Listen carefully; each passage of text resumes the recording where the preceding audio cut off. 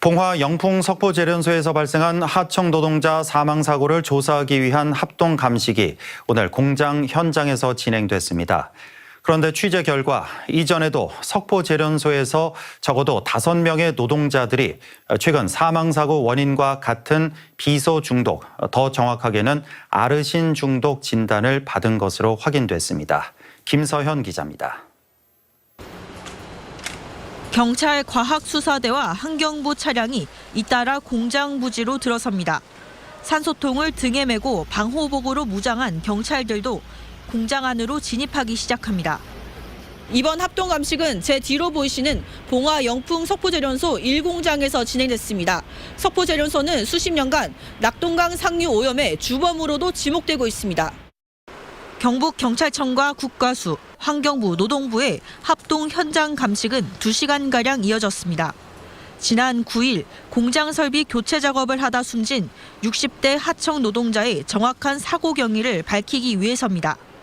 어떻게 그 사람에 유해한 화학물질이 생성되었는지 또 어떤 경로로 누출되었는지에 대해서 구체적으로 감식할 예정입니다.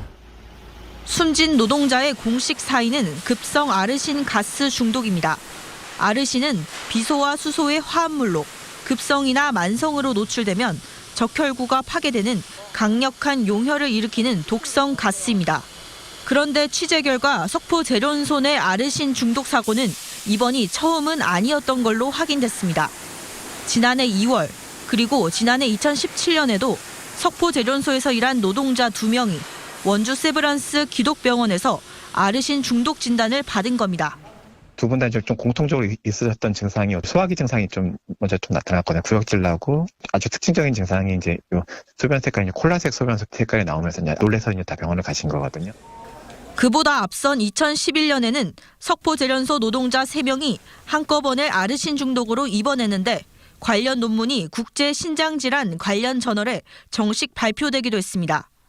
해당 논문을 보면 40대 여성 1명과 60대 남성 2명이 같은 시기 구토와 혈뇨 증상으로 입원했습니다.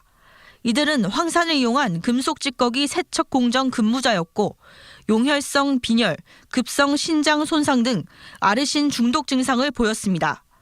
그러니까 이번 사고 이전에도 최소 5명의 석포제련소 노동자가 아르신 중독 진단을 받은 게 확인된 셈입니다. 전문가들은 아연을 재련하는 공장이라면 어떤 공정에서든 아르신에 노출될 가능성이 있다고 설명했습니다. 아연 재련이라는 게 아연광을 이제 처리를 해가지고 거기서 순수한 아연을 뽑는 그런 공정이잖아요. 아연광을 이제 황산에 녹이게 되거든요.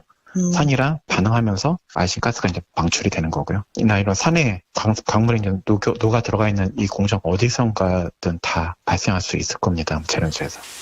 하지만 근로감독당국은 과거에 이 같은 아르신 중독 환자 발생을 모르고 있었습니다. 고용노동부 영주시청 관계자는 지난 2018년 금속 찌꺼기가 든 침전조 청소 중 넘어진 노동자가 비소 등을 흡입해 사망한 사례 말고는 석포제련소 관련 아르신 중독 사고는 따로 더 파악된 게 없다고 밝혔습니다. MBC 뉴스 김서연입니다.